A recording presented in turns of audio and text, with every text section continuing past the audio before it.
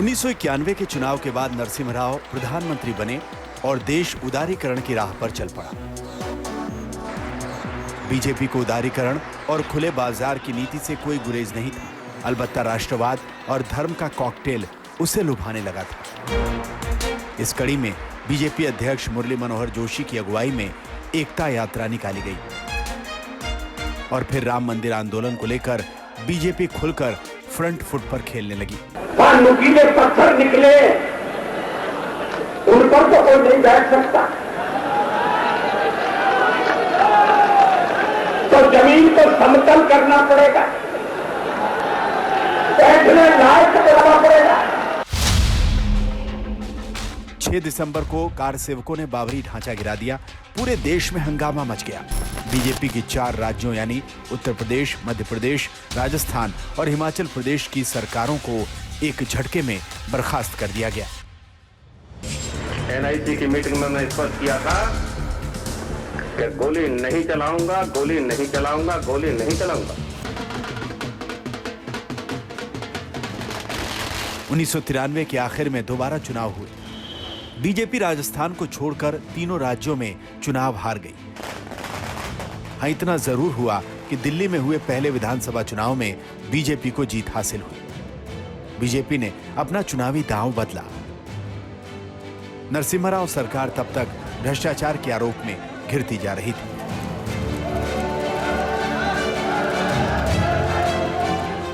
हर्षद मेहता ने 1 करोड़ रुपए घूस लेने का आरोप तो खुद नरसिम्हा राव पर लगाया था। Yes, the money was paid to the Honorable P.V. Narasimha Rao, the Prime Minister of India. It is not a Harshad Mehta scam. It is a P.V. Narasimha Rao scam. Urea घोटाला, हवाला घोटाला, झामुमो रिश्वत कांड जैसे कई आरोप सरकार पर लगे। इस बीच हवाला कांड में आडवाणी का नाम भी आ गया। पेटेंटली पॉलिटिकल मोटिवेटेड है, फैब्रिकेटेड है, लेकिन बावजूद इसके उसको एक्सपोज करने के लिए मैंने तय किया कि भाई मैं तो आज त्यागपत्र देता हूं लोकसभा से, और न केवल त्यागपत्र देता हूं, लेकिन जब तक ये झूठा आरोप हट नहीं जाता मैं संसद में नहीं जाऊंगा। इस दौर में सियासी गलियारों में आडवाणी बनाम वाजपेयी का मुद्दा भी उछलता रहा, लेकिन बीजेपी को इस बात का एहसास था कि सत्ता तक पहुंचने के लिए सहयोगी दलों को सीढ़ी बनाना होगा और आडवाणी के नाम पर सभी को राजी करना आसान नहीं होगा। ऐसे में आडवाणी ने खुद वाजपेयी को पीएम पद का दावेदार बना दिया। मैं जैसे ही मंच पर बैठा है तो उन्होंने कहा क्या किया तुमने? मैंने कहा क्या किया? उन्होंने कहा कि मुझसे भी तो बात नहीं की। मैंने कहा आपसे बात करके क्या करता मैं? मेरी अपनी, और मैं आपको कह सकता हूं कि आखिर तो अध्यक्ष के नाते इतना तो अधिकार है ही मुझे। बीजेपी के साथ शिरोमणि अकाली दल और शिवसेना पहले से थे। वाजपेयी के चेहरे को आगे रखकर जॉर्ज और नीतीश की समता पार्टी का साथ मिल गया। आडवाणी की योजना कारगर साबित हुई। वो खुद कोई चुनाव नहीं लड़े, लेकिन 1996 में पार्टी 161 सीटें जीतकर सबसे बड़ी पार्टी बन गई।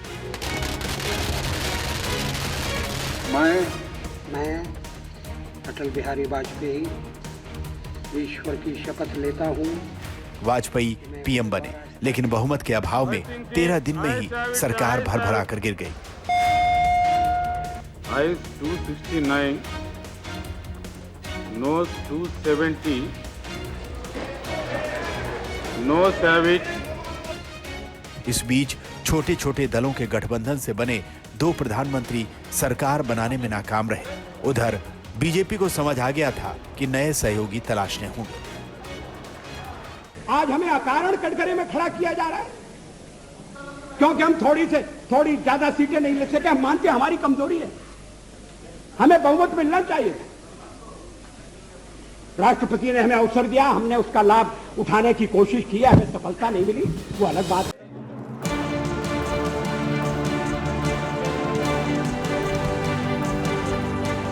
वाजपेयी की अगुवाई में कई दलों को जोड़ा गया और 1998 में मध्यावधि चुनाव में बीजेपी को 182 सीटें मिली और वाजपेयी फिर प्रधानमंत्री बने। अटल बिहारी वाजपेयी ने सरकार तो बना ली, लेकिन पार्टी के 3 मूल मुद्दे यानी राम मंदिर, अनुच्छेद 370 और समान नागरिक संहिता को ठंडे बस्ते में डाल दिया। हाँ, वाजपेयी ने संसद में कहा कि ऐसा इसलिए क्योंकि बहुमत नहीं है।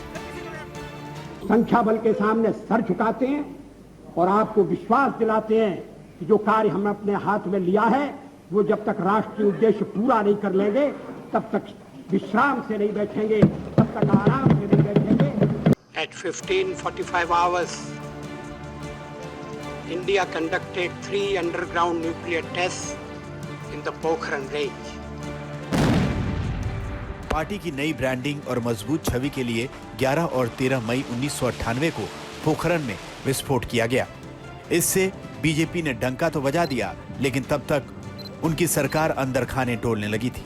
इस दौरान सुब्रमण्यम स्वामी ने जयललिता की मुलाकात कांग्रेस अध्यक्ष रही सोनिया गांधी से कराई और वाजपेयी सरकार 1 वोट से गिर गई। इस बार सरकार सिर्फ 13 महीने चली। 1999 में देश फिर मध्यावधि चुनाव में जाने को मजबूर हुआ।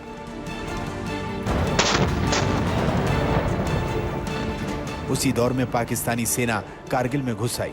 भारत ने पाकिस्तानी सेना को मात दी और मध्यावधि चुनाव में बीजेपी सबसे बड़ी पार्टी बनी। उसकी सीटें तो 182 ही रहीं, लेकिन सहयोगियों के साथ सुविधाजनक बहुमत मिल गया। सरकार पूरे 5 साल चली। अब सरकार में अटल बिहारी और आडवाणी साथ थे। पार्टी के विस्तार के लिए कभी कुशाभाऊ ठाकरे तो कभी जना कृष्णमूर्ति को अध्यक्ष बनाया गया। दलितों के बीच पैठ बनाने के लिए दलित नेता बंगारू लक्ष्मण को अध्यक्ष बनाया गया, लेकिन वो रिश्वत लेते हुए एक स्टिंग ऑपरेशन में धरे गए। इस कांड ने बीजेपी की छवि को बहुत नुकसान पहुंचाया। इसी दौरान गुजरात दंगों ने राज्य की मोदी सरकार को कटघरे में खड़ा कर दिया। राजा के लिए, शासक के लिए प्रजा प्रजा में भेद नहीं हो सकता। न जन्म के आधार पर, न जाति के आधार पर, न संप्रदाय के आधार पर। हम भी वही कर रहे हैं साहब। मुझे विश्वास है कि नरेंद्र भाई यही कर रहे हैं। उस वक्त कहा यही गया कि अटल बिहारी वाजपेयी नरेंद्र मोदी को हटाना चाहते थे, लेकिन आडवाणी ने ऐसा नहीं होने दिया। इसी वक्त ताबूत घोटाले ने सिर उठाया और जॉर्ज फर्नांडिस को इस्तीफा देना पड़ा। और ऐसी स्थिति में मेरे सामने एक ही मार्ग था कि मैं सरकार से इस्तीफा दे दूं और सार्वजनिक तौर पर जो भी मुझे कहना है, जो आरोप हैं मेरे ऊपर, तो उसका जवाब मैं दूं। लेकिन 2003 के आखिरी में राजस्थान, मध्य प्रदेश और छत्तीसगढ़ में बीजेपी सरकार बनाने में कामयाब हो गई। अटल बिहारी वाजपेयी की सरकार में जिस तरह बुनियादी ढांचे पर काम शुरू हुआ, उसे ही पार्टी ने जीत का आधार मानते हुए इंडिया शाइनिंग का नारा गढ़ दिया। लेकिन चुनाव हुए तो नतीजा एकदम उल्टा आया। बीजेपी को सिर्फ 136 सीटें मिली और एक भी चुनाव नहीं लड़े मनमोहन सिंह प्रधानमंत्री बन गए।